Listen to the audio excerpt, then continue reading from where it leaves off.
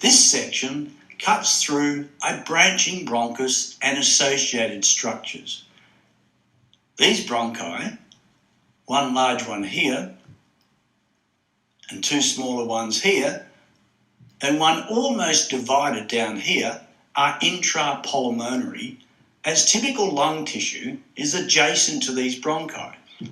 Of course, it's difficult for you to identify this as lung tissue at this low magnification, and I wouldn't blame you if you told me that it was adipose or fatty tissue, because I'm yet to describe the details of the lung alveoli. Branches of the pulmonary artery and pulmonary vein accompany these bronchi and will get smaller and smaller as the size of the branching bronchus decreases.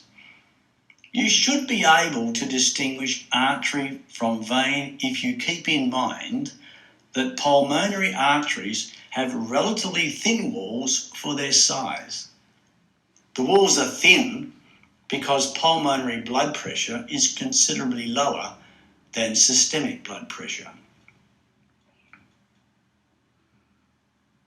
Within what is lung tissue, you can just see the clusters of macrophages appearing as black spots from the dust particles that they've ingested. They're located in the seams of connective tissue within the lung tissue. This is where macrophages permanently retire after they engorge themselves with indigestible particles. On this occasion, I think it's worthwhile our zooming in closer to the mucosa to review it again. But also, there is one new feature I wish to emphasise. So let's look in this region just here.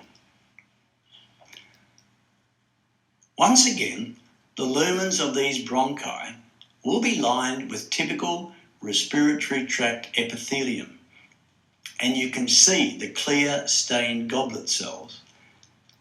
The epithelium is supported by a very prominent, unusually thick, pink-stained basement membrane.